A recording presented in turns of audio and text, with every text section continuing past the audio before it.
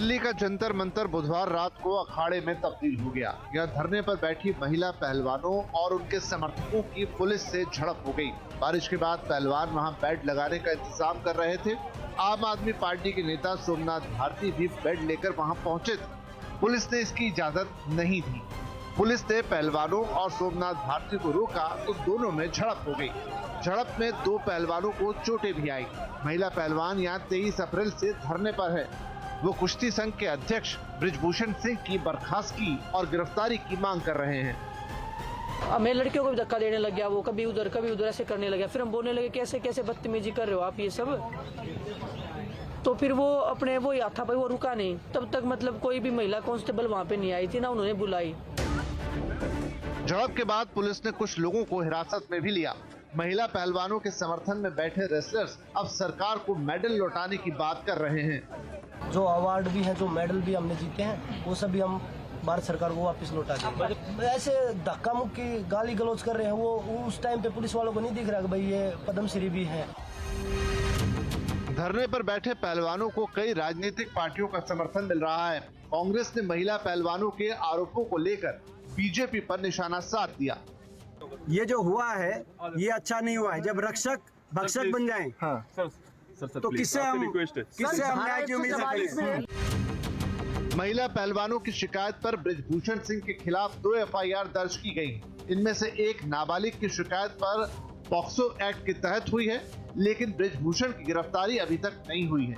पहलवानों ने इस पूरे मामले की जांच अब रिटायर्ड जज से कराने की मांग की थी, जिसे सुप्रीम कोर्ट ने ठुकरा दिया है। सुप्रीम कोर्ट ने कहा है कि इस मामले में एफआईआर दर्ज हो चुकी है। शिकायतकर्ताओं को सुरक्षा भी दी जा चुकी है। उनके बयान दर्ज करने का भी काम जारी है। अगर पहलवानों को किसी तरह की राहत चाहिए तो वो हाईकोर्ट या फिर निचली अदालत के पास जा सकते हैं।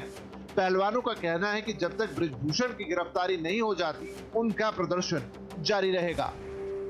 सुप्रीम कोर्ट का जो काम था उन्होंने वो कर दिया, एफआईआर करवाई है उन्होंने, और बाकी का जो काम है वो पुलिस जब पूरा बयान लेगी उसके बाद प्रोसीडिंग होगा। तो मेन कहने का यही है कि धरना चालू रहेगा और डिमांड हमारी सेम रहेगी। लेकिन बृजभूषण सिंह अपने पद से इस्तीफा देने के लिए तैयार नहीं है। वो महिला पहलवानों के आरोपों को बेबुनियाद बता रहे हैं। इसके पीछे राजनीतिक साजिश की बात भी कर रहे हैं। हालांकि उन्हें कोर्ट से इंसाफ मिलने की उम्मीद है। बच्चों को भविष्य सुधारने का मैं अपना काम करता रहूंगा और जिसको जो करना हो करता रहे, और मुझे किसी से न द्वेष है, न कोई बैर है, न कोई भाव है, न बदला लेना है। बस न्यायपालिका पर भरोसा है। न्यायपालिका ने निर्णय दिया। बहुत बहुत धन्यवाद। महिला पहलवानों ने केंद्रीय खेल मंत्री अनुराग ठाकुर पर भी कमेटी बनाकर इस मामले को दबाने का आरोप लगाया है। सवाल ये है कि महिला पहलवानों के गंभीर आरोपों पर देरी से एक्शन क्यों हो रहा है?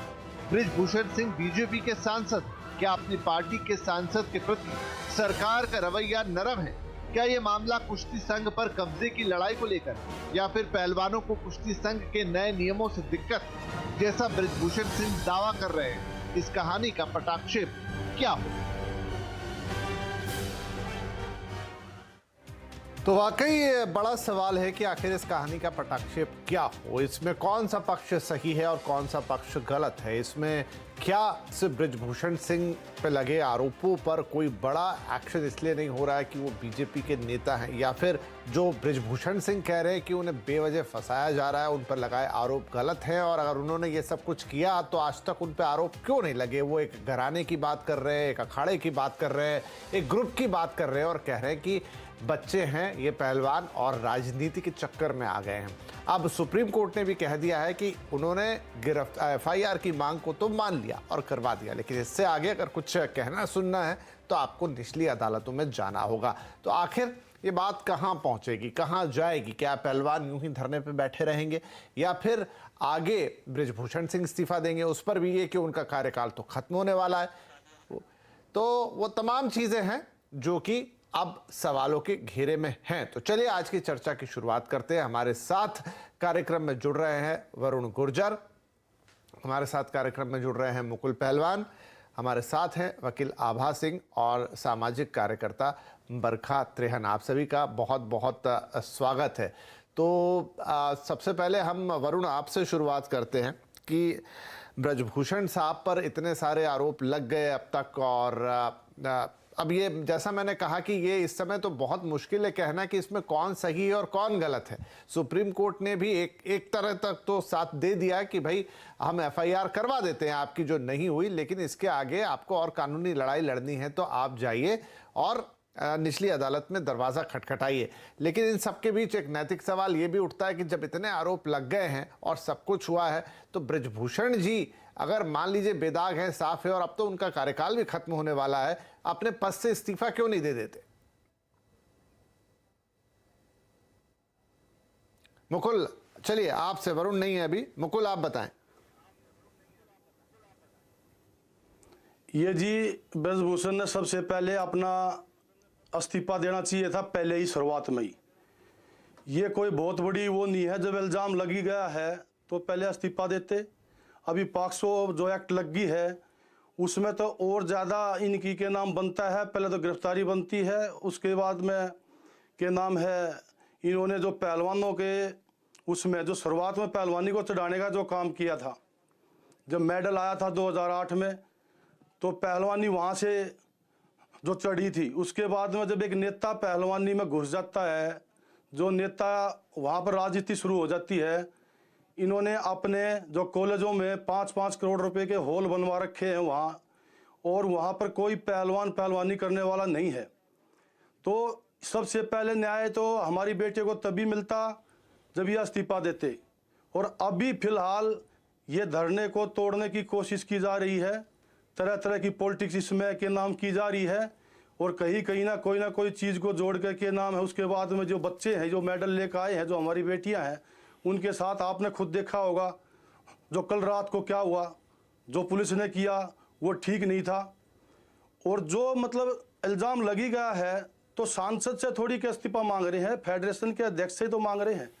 इनका जो नैतिक के नाम दायित्व यही बनता है, शुरुआत में इन्होंने जो अपना इस्तीफा देना चाहिए था, फिर के नाम जांच होती तो जाओ दूध का दूध और पानी का पानी हो जाता। जी ठीक है। बरखा जी, क्योंकि यहाँ पर महिला रेसलर्स ने आरोप लगाए हैं और वो भी गंभीर आरोप है, जिसमें से एक तो नाबालिग है जिनका आरोप आया। पास्को का मामला यहाँ पर है। अभी ये भी सवाल उठ रहा है कि पास्को में तो अमूमन गिरफ्तारी हो जाती है तुरंत, लेकिन यहाँ तो पूछताछ तक नहीं हुई है। क्या लगता है कि कहीं ना कहीं ब्रजभूषण सिंह जी किसी न किसी आरोप में, मतलब मैं क्या कहूं, अगर वही है कि अभी कोई वर्डिक्ट तो नहीं दे सकते आप, इसमें कोई राय भी नहीं रख सकते, लेकिन एक नैतिकता तो उनके ऊपर बनी जा रही है जब इतने बड़े बड़े मामले उनके ऊपर दर्ज हो रहे हैं।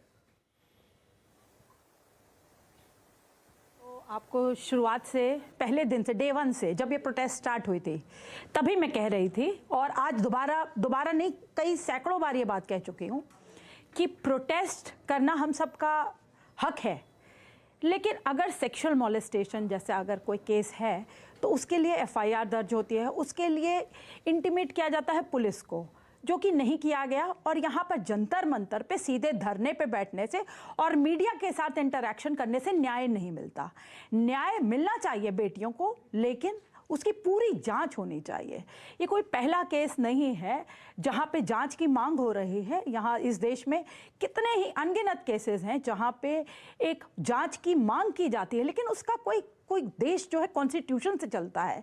यहाँ हो हल्ला करने से, और जो प्रोटेस्ट चल रही है वो तो आपको पता ही है, आप जानते ही हैं कि कैसे कैसे लोग वहाँ पे आ रहे हैं। राकेश टिकैत, जो भी देश तोड़ने वाली ताकतें हैं, वो सब क्यों पहुँच रही हैं प्रोटेस्ट में रात के 2 बजे?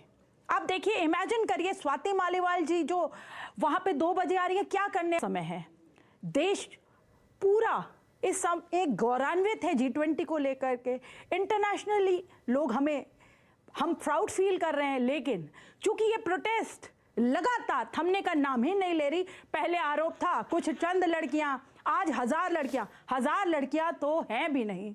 लेकिन ठीक है, उन्होंने बोला है तो हम मान लेते हैं, लेकिन जांच तो होगी। उनके कहने से, एक कहने भर देने से कुछ नहीं होता। एक आरोप लगा है और आपने माननीय सुप्रीम कोर्ट का सुन ही लिया कि एफआईआर दर्ज कर दी है।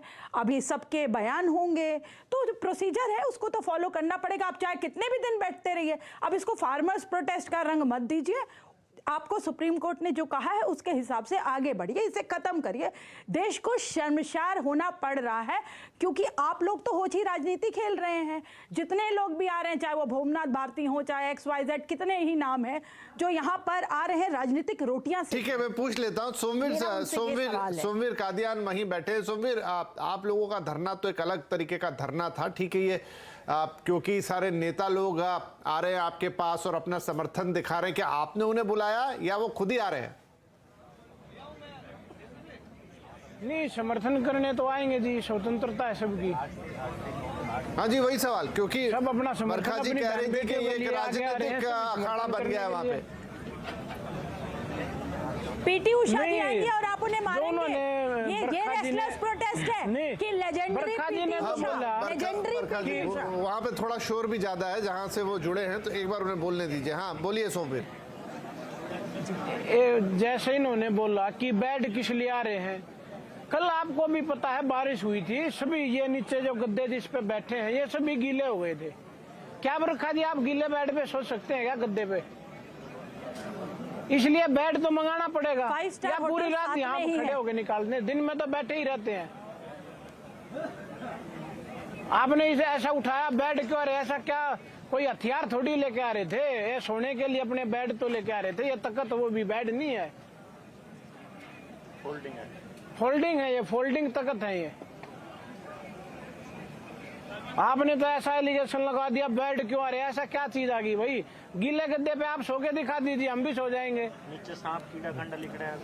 चलिए ठीक है, आप बारिश में ठीक है, नीचे से इतने। सोमवीर, मुझे बताइए, देखिए अब तो सुप्रीम कोर्ट ने आपसे कहा कि भाई हमने आपकी FIR लिखवा दी, ठीक है, अब आप जो कोई आगे की लड़ाई करनी है आप हाईकोर्ट जाइए, किसी निचले कोर्ट में जाइए, मामला यहां से सुप्रीम कोर्ट में नहीं सुना जाएगा। इस पर क्या कहेंगे आप? नहीं, वो तो देखो अच्छा है।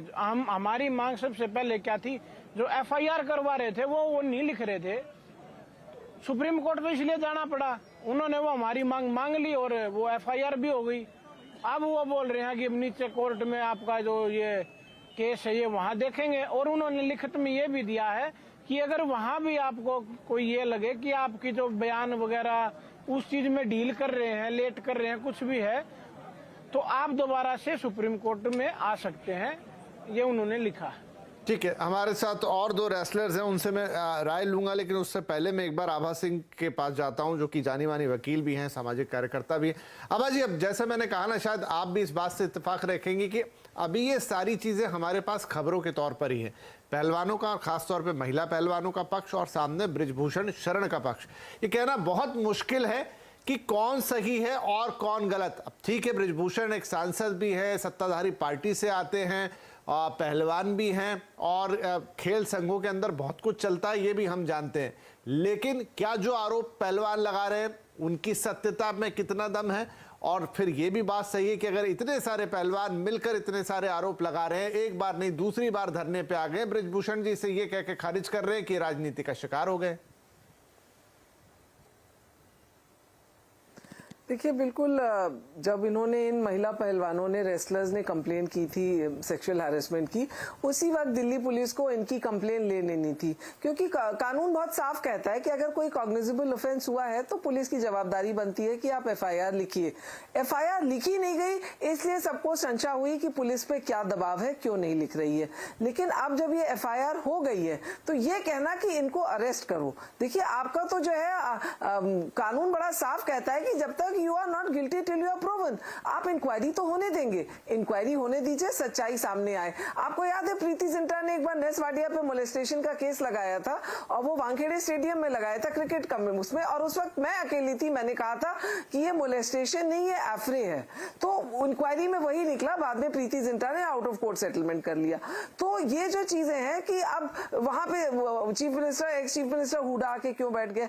जब नेता वहां बैठ गए तो एक नैरेटिव ये चल गया कि ये तो हरियाणा का जो है, it is Haryana wrestling federation versus wrestling federation of India, इसलिए राजनीति आ गई।